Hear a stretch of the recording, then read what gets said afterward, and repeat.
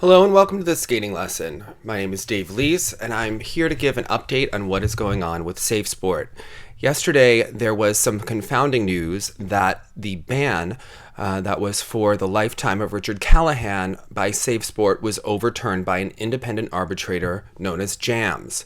Now, USA Today and ABC News reported on this, and the decision, which was first reported by ABC News, also did mention that Richard Callahan's sentence, which was originally a lifetime ban, has been reduced to a 3-year suspension.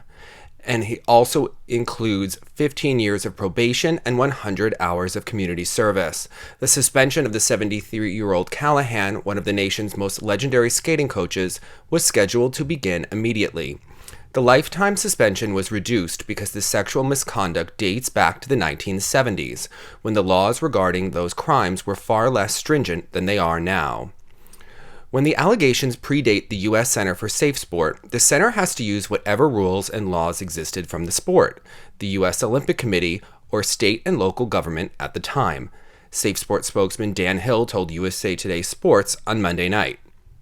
Callahan had been declared permanently ineligible by SafeSport in August after Adam Schmidt, a former skating student of Callahan's, filed a lawsuit in San Diego alleging that Callahan repeatedly sexually abused him from 1999 to 2001, beginning when Schmidt was 14 years old.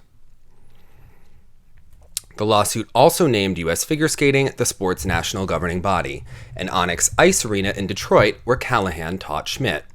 The alleged sexual abuse also occurred after the USFS dismissed complaints of sexual misconduct against Callahan in 1999 by Craig Maurizi, an Olympic coach who said that Callahan engaged in inappropriate sexual conduct with him in 1976 when Maurizi was 13, and later initiated a full sexual relationship with Maurizi when he was 18. That relationship continued until Maurizi was 22, after which time Callahan allegedly continued to engage in the inappropriate sexual conduct sporadically for another 12 years.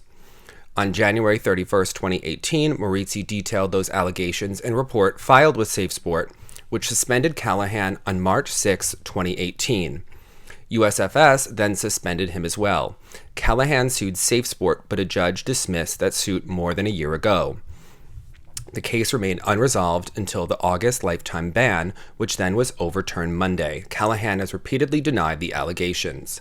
John Manley, Schmidt's attorney, blasted the arbitrator's decision Monday night. "It's outrageous," he said. "The message from the U.S. Olympic movement couldn't be clearer. They don't think child molestation is a serious matter. If they did, Richard Callahan would never be around children again." So seeing as though Richard is 73 and he will be suspended for 3 years and then on probation for another 15 years, it is highly unlikely that he actually will be around children, although many coaches continue to work in their 80s.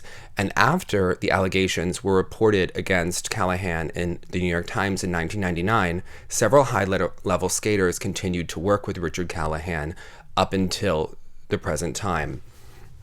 So I did have a couple of thoughts on this.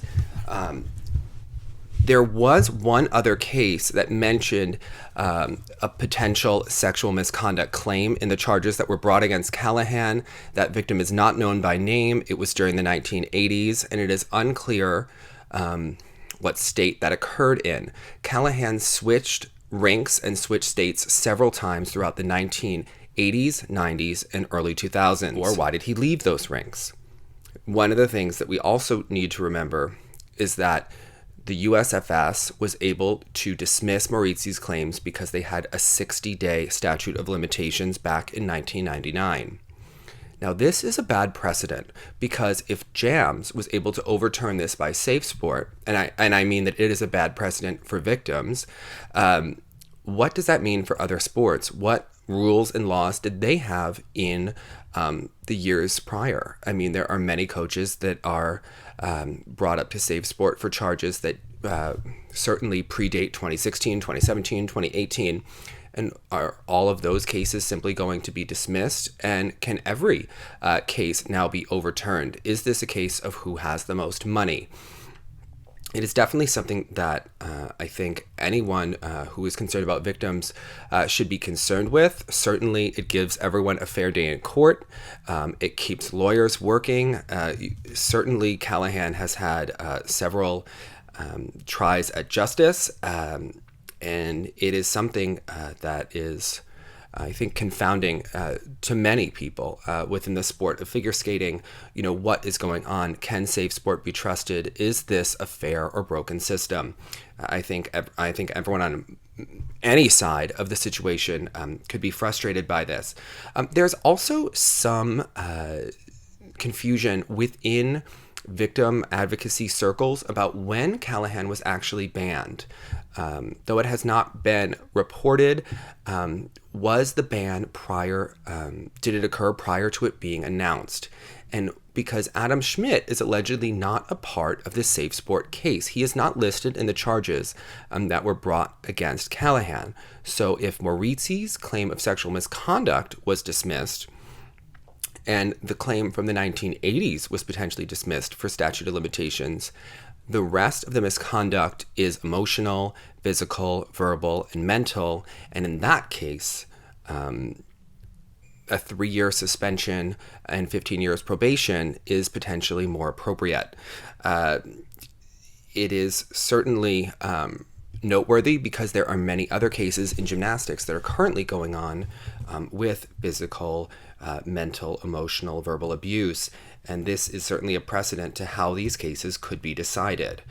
Maggie Haney was supposed to have a hearing last week, and that hearing was delayed until January. No reason was given for the delay, but those charges do not involve anything sexual. They will be handled by USA Gymnastics SafeSport as opposed to the SafeSport National Center.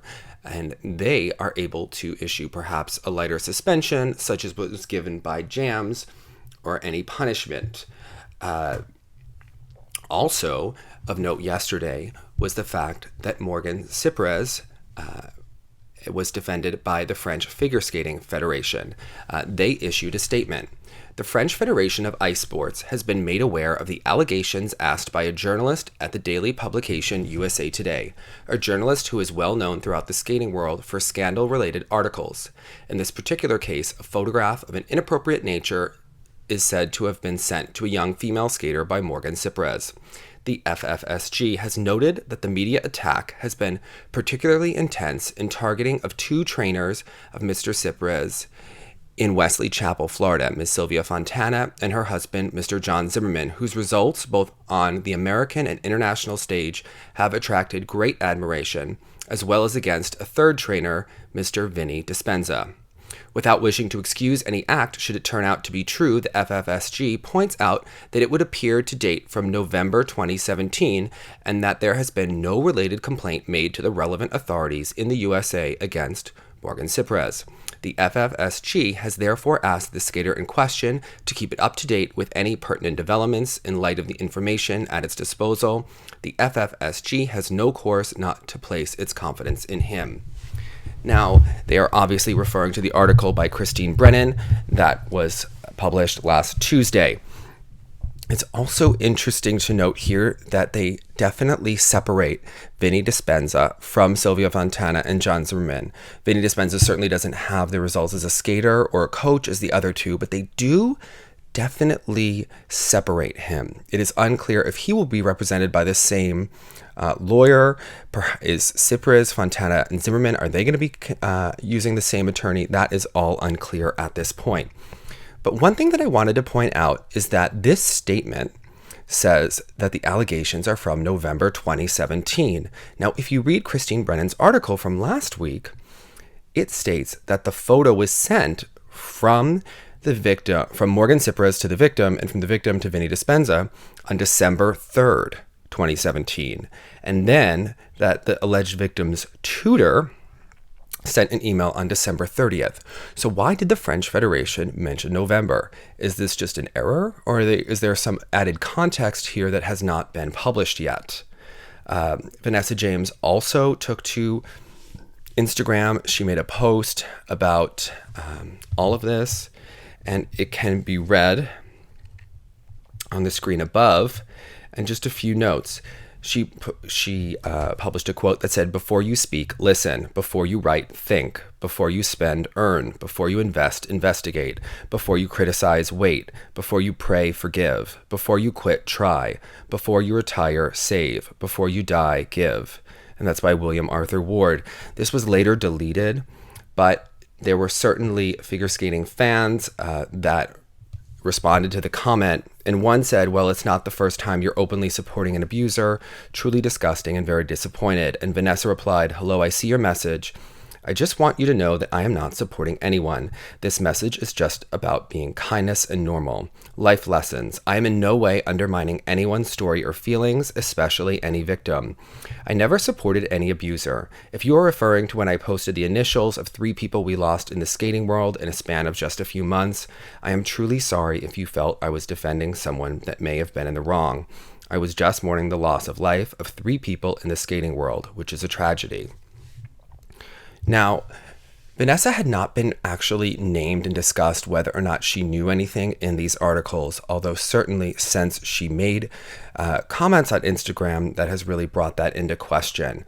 And just a few notes about that. There is no concrete proof that Vanessa knew anything, but these are a few things to remember. The situation at a rink, it was certainly a closed society, and it was very close. One of the people that is actually be seen that the victim was messaging prior to receiving those photos on the video was another member on the French figure skating world team, not Vanessa James. But these are all people that were training in the same rink. Now, there is also the probable dismissal of Morgan Cipres from Battle of the Blades. We could see on his Instagram that he certainly flew to Toronto.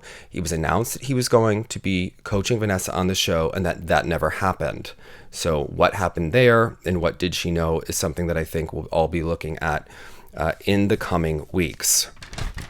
Another note is that there are still allegations against Legacy Elite that have not been finalized. Certainly with the Olympics approaching for summer 2020, these continue to be relevant as athletes are still training with these coaches for the Olympic team.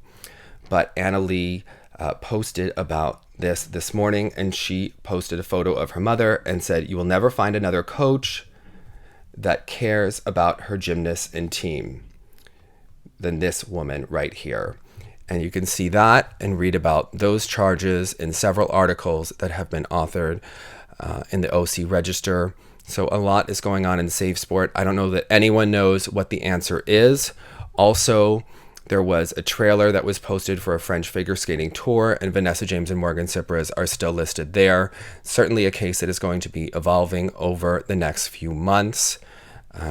And we'll certainly be keeping up to date and potentially speaking with Christine Brennan in the coming weeks. Thanks so much. Bye now.